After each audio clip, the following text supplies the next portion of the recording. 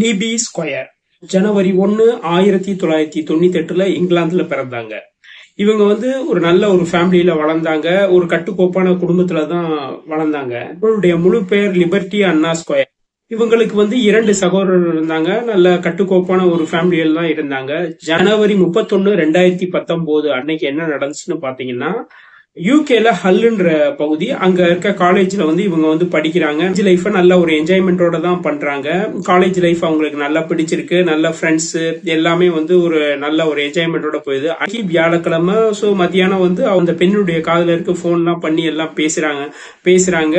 So அந்த பொண்ணு evening நல்லா ட்ரிங்க்ஸ் அடிச்சிட்டு அந்த பொண்ணு நைட்டு 11:20க்கு ஃப்ரெண்ட்ஸை மீட் பண்ண வேலி கிளப் போறாங்க. சோ அங்க பாத்தீங்கன்னா அந்த கிளப்புக்குள்ள பவுன்சர் இந்த பொண்ணை அனுமதிக்கல. ஏன் அனுமதிக்கலன்னா, இந்த பொண்ணு ஏற்கனவே என்னன்னா நல்லா குடிச்சிட்டு வந்திருக்கு. சோ அதனால இந்த பொண்ணை அனுமதிக்கல. வந்த ஃப்ரெண்ட்ஸ் என்னன்னா, இந்த பொண்ணுடைய நிலைமையை பார்த்து டாக்ஸி டிரைவர்கிட்ட கரெக்டான அட்ரஸ் கொடுத்து பேமெண்ட் கொடுத்து அனுப்புறாங்க. மித்தவங்க எல்லாம் உள்ள போறாங்க. இந்த உள்ள போனவங்க கிட்டத்தட்ட ஒரு 3 மணி வரை அங்கேயே தான் இருந்திருக்காங்க. இந்த பொண்ணு வீடு போய் சேர்ந்துருச்சுன்னு நினைச்சாங்க. சோ இந்த பொண்ணு என்னன்னா டாக்ஸி டிரைவர் கூட கார்ல போகுது. கார்ல போறப்போ என்னன்னா அந்த டாக்ஸி டிரைவர் கரெக்டா வீட்டு வாசல்ல சொன்ன இடத்துல கரெக்டா நிப்பாட்டுறாரு. இந்த பொண்ணு நல்ல ட்ரிங்க்ஸ் அடிச்சிட்டு ஒரு மதி மயக்கத்துல இருக்கு. சோ டிரைவர் விட்டுட்டு அவர் பாட்டுக்கு போயிடுறாரு. சோ இந்த பொண்ணு என்னன்னா வீட்டுக்கு போக வழி தெரியாம இந்த பொண்ணு கால் போன போக்குல நடக்குது. சோ என்னன்னா இந்த பொண்ணு போறப்ப சில பேர் இந்த பெண்ணுடைய நிலையை பார்த்து ஒரு அன்கண்டிஷனா இருக்காங்க, ஏதாவது ஹெல்ப் வேணுமான்னு சொல்லி கேக்குறாங்க. இந்த பொண்ணு அதை அக்செப்ட் பண்ணாம அது பாட்டுக்கு நடந்து போகுது. வீட்டுக்கு ஆப்போசிட்ல நடந்து போகுது. சோ இடையில ஒரு டிரைவரும் கேக்குறாரு, எதுவும் உங்களுக்கு ஹெல்ப் பண்ணுமான்னு கேக்குறாங்க. அக்செப்ட் ஆகல. சோ இதுக்கிடையில அவன் நடந்து போயிட்டு இருக்கப்ப காலேஜ் ஸ்டூடெண்ட் 7-8 பேர் வர்றாங்க. அவங்களும் கேக்குறாங்க, எதுவும் ஹெல்ப் வேணுமா அப்படின்னு கேக்குறாங்க. வாங்க எங்க கூட வாங்க, நைட் அங்க ஸ்டே பண்ணிக்கோங்கன்றாங்க. இது அக்செப்ட் பண்ணல. அக்செப்ட் பண்ணாம போயிட்டே இருக்கு. ஒரு ஸ்டேஜ்ல ஒரு மரத்துக்கிட்ட உட்காந்துட்டு நல்லா சாஞ்சு எதையோ திட்டிட்டு போட்டு புலம்பிக்கிட்டு இருந்துச்சு. சோ 2 பேர் இந்த பொண்ணுடைய பரிதாபனையை பார்த்துட்டு என்னன்னு கேக்குறாங்க. இந்த பொண்ணு அவங்கள திட்டி அனுப்பிச்சிட்டு அந்த பொண்ணு பாட்டுக்கு திரும்பி நடக்க ஆரம்பிக்குது. சோ இப்படிப்பட்ட நேரத்துல பப்ல இருந்தவங்க ஃப்ரெண்ட்ஸ் வீட்டுக்கு போறாங்க. வீட்டுக்கு போயிட்டு இந்த பொண்ணுக்கு கால் அடிக்கிறாங்க. சோ எடுக்கல. உடனே என்ன சொல்றதுன்னா, ஃப்ரெண்டு அந்த பெண்ணுடைய லீபியோட ரூம்மேட்டுக்கு போன் அடிக்கிறாங்க. அந்த ரூம்மேட் நல்லா தூங்கிட்டு இருந்துச்சு. டக்குன்னு போன் எடுத்து பேசி பார்த்தா, லீபி வந்தாச்சா அப்படின்னு கேக்குறப்ப அதுக்கு ஒரு அதிர்ச்சி, வரவே இல்லை அப்படின்னா. கிட்டத்தட்ட பாத்தீங்கன்னா 11:20க்கு அந்த பொண்ணு கிளம்பி இருக்கு. சோ கிட்டத்தட்ட 3 மணி வரை அந்த பொண்ணு வரல. சோ குளிர்காலம் வேற. ஆனா இமீடியட்டா மத்த ஃப்ரெண்ட்ஸ் எல்லாத்துக்குமே போன் அடிக்கிறாங்க. என்ன நிலைமை எதுவுமே தெரியல. இந்த லீபி பாத்தீங்கன்னா ஒரு ஃபேமிலி அஃபெக்ஷன் பொண்ணு. ஸ்டடி நல்லா படிக்கிறாங்க. ஒரு நல்ல ஒரு காலேஜ் நல்லா என்ஜாய் பண்றாங்க. காலேஜ்ல உள்ள அந்த ரிலேஷன்ஷிப் ஃப்ரெண்ட்ஸும் அவங்களுக்கு ஒரு நல்ல பாண்டிங்கா இருக்கு. இந்த ஸ்டேஜ்ல கிளப்ல அவங்கள உள்ள விடல அப்படின்ற விஷயத்த பத்தி ஃப்ரெண்ட்ஸுக்குள்ள பேசுறாங்க. ஏதாவது தப்பா இருக்குமோன்னு ஒரு டவுட் ஆகுது. அடுத்த நாள் காலையில போலீஸ்ல கம்ப்ளைண்ட் பண்றாங்க. சோ கம்ப்ளைண்ட் வாங்கின போலீஸ் அதிகாரிகள் என்ன விஷயம், என்ன எப்படி எல்லாம் நடந்ததுன்னா, சோ அவங்க எல்லா ஆப்ஷனும் தேடுறாங்க. ஒண்ணு அவங்களுக்கு காலேஜ் படிக்க பிடிக்காமல இருக்கலாம், ஃப்ரெண்ட்ஸ் கூட ஏதாவது சண்டையா இருக்கலாம், இல்ல அவங்களே என்னன்னா இதை விட்டு இந்த லைஃபை விட்டு வேணாம் அப்படின்னு சொல்லி வேற இடத்துக்கு போயிருக்கலாம். இப்படி நிறைய ஆப்ஷன் சொல்றாங்க. எல்லா ஆப்ஷனுமே ஒரு சரியில்லாத ஆப்ஷனா இருக்கு. அவ நல்லா காலேஜ் லைஃப் என்ஜாய் பண்றா, அவ ஒரு நல்ல இதுலதான் இருக்கா அப்படின்ற விஷயங்கள் தெரியுது. ஃபேமிலிக்கு நியூஸ் போகுது. ஃபேமிலி அப்செப்ட் ஆகுறாங்க. இந்த பொண்ணை என்னன்னா போலீஸ் ஆபீசர் குரூப்பும் லோக்கல் கம்யூனிட்டி குரூப்பும் தேடுறாங்க.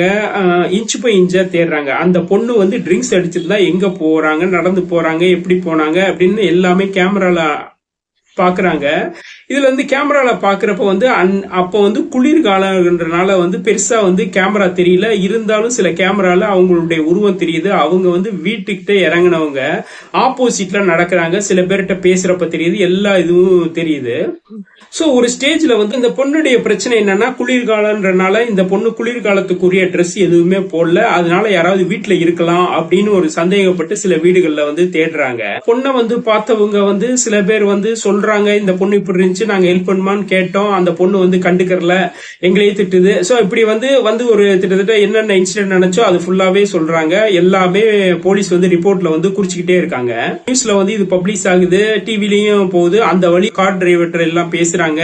ஏதாவது உங்க இதுல வந்து கேமரா கார்ல இருக்க கேமரா இருந்தா இந்த பொண்ணோட டீடைல் இருந்தா சொல்லுங்க அப்படின்ற மாதிரி சொல்றாங்க. சோ அவங்களுக்கு வந்து பெருசா வந்து துப்பு கிடைக்கல. அதாவது ஒரு கால் வந்து போலீஸ் ஸ்டேஷனுக்கு வருது. 12:15 ஓக் ரோட்ல இருக்க கிரவுண்ட்ல வந்து ஒரு பெண்ணுடைய அலறல் சத்தம் கேட்டுச்சு அப்படின்னு சொல்லி ஒரு கால் வருது.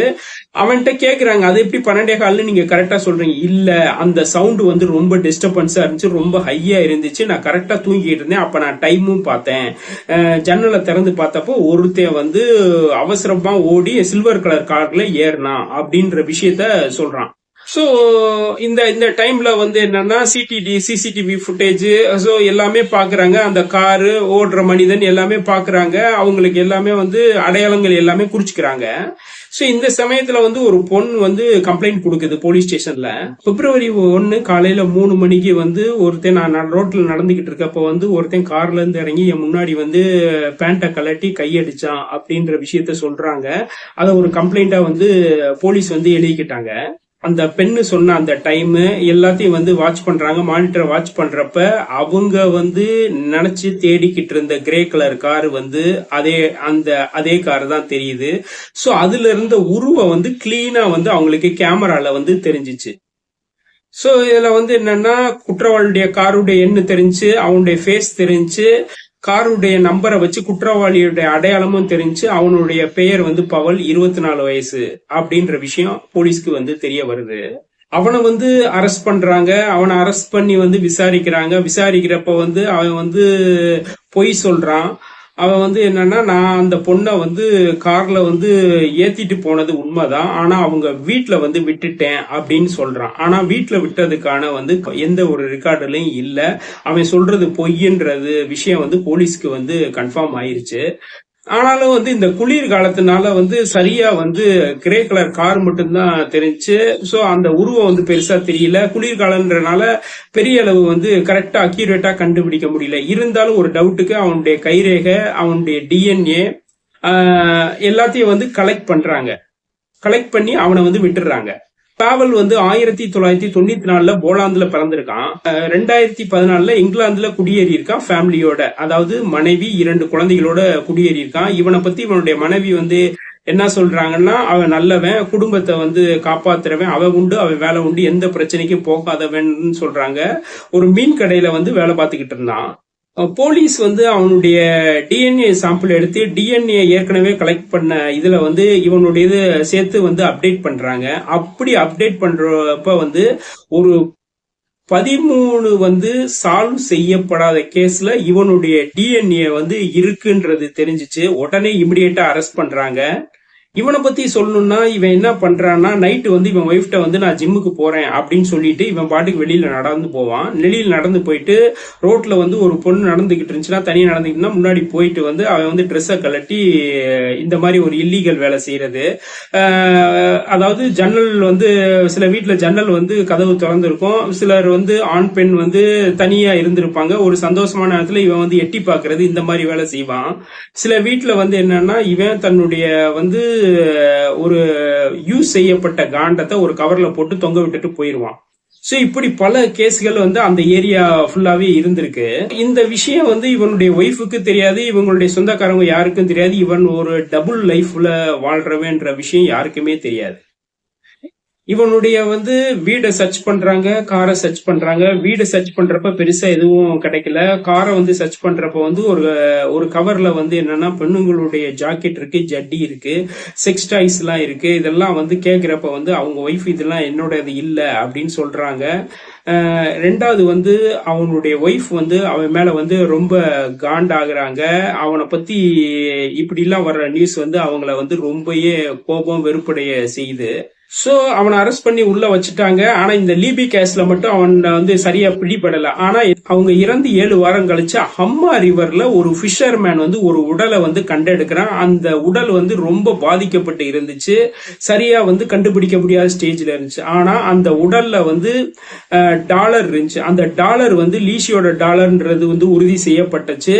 அவளுடைய உடலுக்குள்ளேயும் உடலுக்கு வெளியேவும் இவனுடைய டிஎன்ஏ இருந்துச்சு, ஸ்பெர்ம் இருந்துச்சுன்னு சொல்லப்பட்டது. இதை வச்சு வந்து இவனை வந்து அரெஸ்ட் பண்றாங்க. பவலுடைய ஒய்ஃப் வந்து மன உளைச்சல் பட்டு அவங்க வந்து திரும்பி வந்து 2 குழந்தைய கூட்டிக்கிட்டு போலாந்துக்கே போயிட்டாங்க. ஒரு சஸ்பெக்ட் சொன்ன ஒரு விஷயத்தால இந்த கேஸ வந்து சால்வ் பண்ண முடிஞ்சு.